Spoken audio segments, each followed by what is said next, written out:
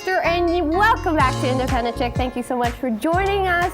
And this is a brand new season. You can see we have a new set and a lot of great things happening on this season, so keep watching. We've got some performers coming later on in the show and a really exciting discovery by a little scientist. We'll have her on the show in just a bit, but right now I'm joined with Lisa Goss, who is the Executive Director of the Main Street Project. Yep. So can you tell me a little bit about how you became the Executive Director for the Main Street Project?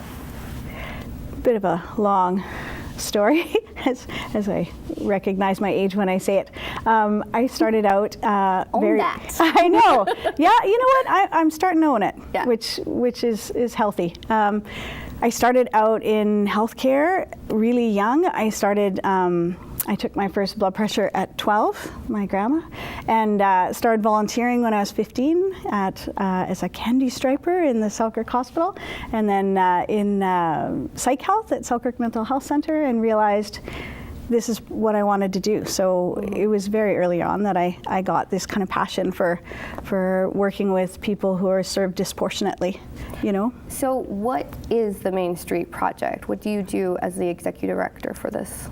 So if we talk about my path, it's kind of made it to where I am now, and I think that's been the best part about getting where I am and feeling comfortable there, is where I've been all the way along that path. So took nursing, which was a vehicle for serving those disproportionate in society.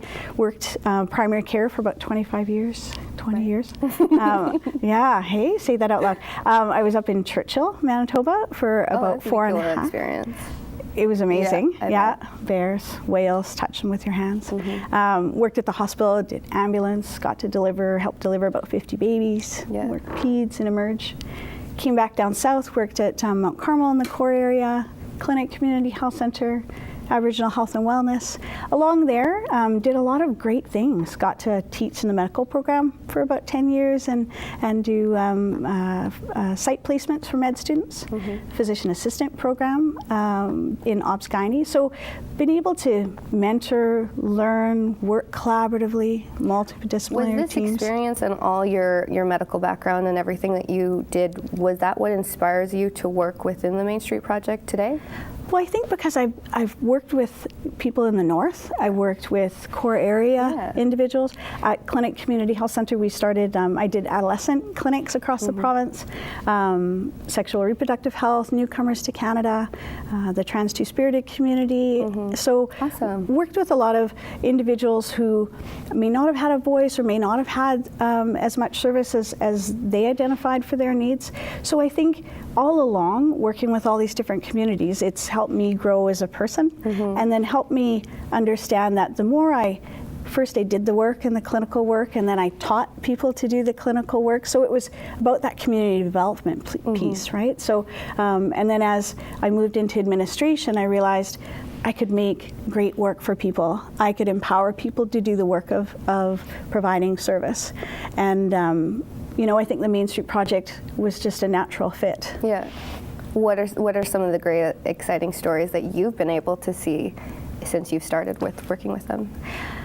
You know, I think it's a great time to come in at Main Street Project. We, you know, we've been a little under the radar. You know, we don't go out there in the world and talk about all the great things that we do. The staff that work there do the most incredible work. With clients that struggle, you know, struggle with addiction, struggle with molding into society and what we expect, you know. So that's been the biggest privilege, providing respect for staff, providing a safe place for them to work, empowering them to do the work. That's what a great job, right? And I never pictured anywhere along the way that I would be an executive director. But the opportunity to make great work for people, and when you're doing that, you're serving the public and the community, because when you have empowered staff, you're going to provide better service. Have you changed as a person through the whole thing? Oh, for sure. Yeah. I loved, you know, my interview process was really long. You know, you do those online testing and you do interview panels, and And I think one of the neat questions, the last interview they asked me, are you more suited to this job or less now that you've moved through this process? Oh. And I thought that was brilliant. And all of a sudden in this wave, I went more. Yeah. Because I moved through that process. And I think that's what I've been able to do in life. Through all the jobs that I've done, I've been able to slowly move through that process into leadership. Well, I can imagine the process from changing from the medical field. I say that it takes a lot of independence and strength to be able to go from one area of your life into something completely different. What type of advice would you give to women that are thinking about taking that big leap? Because that takes a lot of strength and independence to do a career change. What advice would you give somebody that might be thinking about that now that you've gone through it? I think it's not so much about changing careers or the path that you're doing, it's about leadership.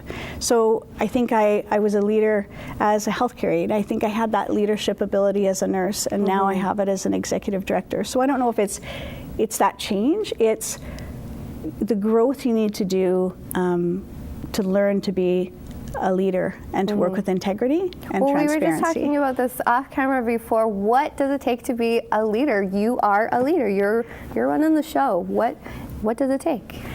You know, how do you find that balance? we talked about balance. Yeah, balance is a difficult thing. Yeah. I have an amazing supportive partner and some great kids. Okay, good partner. Yeah. Need to find that still. So, you know, and you need resources around you. I think it's not, you know, when I talk to leaders, I say, you know, it's not about me, it's not for me, it's not because of me. So when you're developing that leadership, it can't be anything about ego, you know. No. And you got to reach out to the resources around you. That's like the first thing that has to go out the door. Totally. Yeah. It is. Yeah. As you get in there. Yeah, you'll get it taken away if you. Yeah. So the ability to know your skills and to identify the skills in others around you. Because if there's something I can't do, I'm going to find somebody who has that ability, right? And then you build that team. And when you motivate people, you bring them in and you work collaboratively, that's leadership. What are you most passionate about the Main Street Project?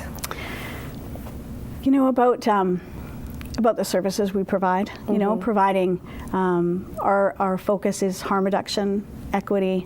You know, without judgment, providing that service to clients that, you know, can be turned away at other services.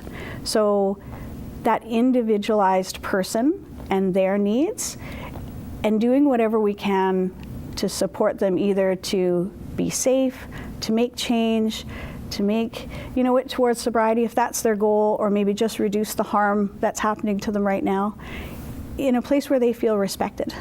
Right. Well, I'm really excited about what you're doing. Now, if somebody wanted more information about the Main Street Project, where can they go? So we're just in the process of redeveloping our website. Volunteers for media is lovely at all times.